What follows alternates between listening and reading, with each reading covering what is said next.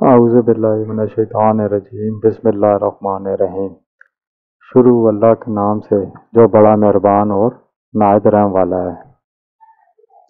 ناظرین، ہمیشہ کی طرح آج میں بہت ہی اچھا ایک قصہ لے کر آیا ہوں، لیکن قصہ شروع کرنے سے پہلے آپ سے گزارش ہے کہ جنہوں نے میرا چینل سبسکرائب نہیں کیا تو اس کو سبسکرائب کر لیں۔ ہم نے جب دیکھا کہ اللہ نے ان کے لیے دنیا کو وسیع کر دیا اور دنیا اس کے ہاتھ میں ہو گئی، تو کہنے لگے، اے میرے معبود، اگر مجھے اجازت دیں کہ میں تیری تمام مخلوقات کو پورے سال کھلاؤں تو بہتر ہوتا۔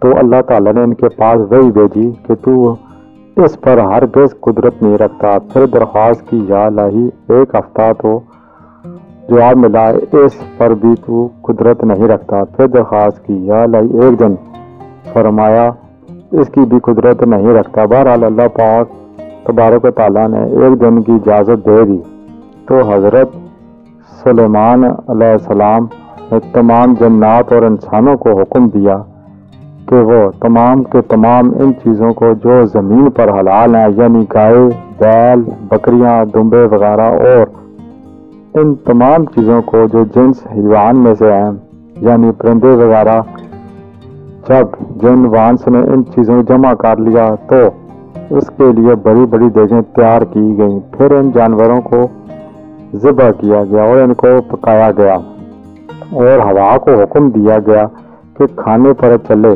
تاکہ خراب نہ ہو۔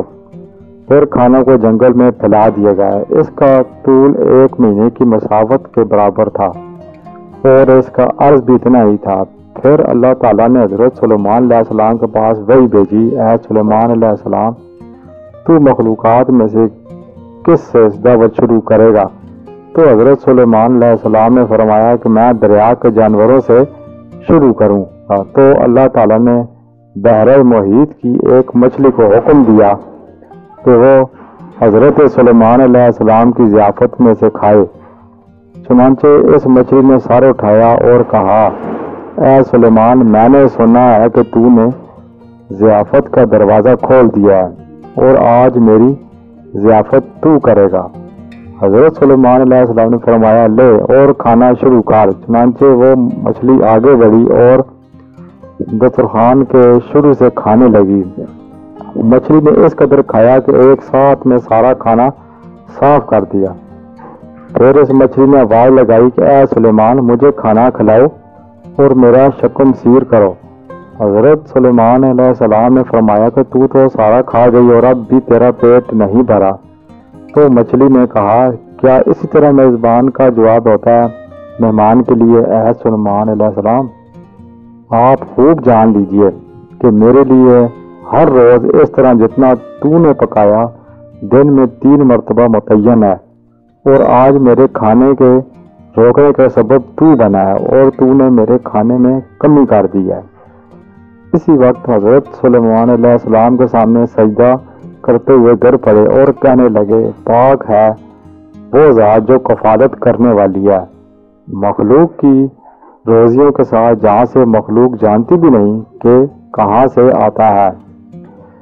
بے شک ہمارے رازق صرف اور صرف اللہ ہیں، چنانچہ ہمیں صرف رزق اسی سے مانگنا چاہیے، اور کبھی اپنے مال و دولت اور وزارت و صدارت کے بل بوتے پر انسان ناز نہ کرے کہ میرے پاس مال ہے، منصب ہے، اس لیے مجھے رزق کے بارے میں پریشان ہونے کی ضرورت نہیں، بلکہ سب کچھ ہونے کے باوجود بھی اللہ ہی سے مانگنا چاہیے۔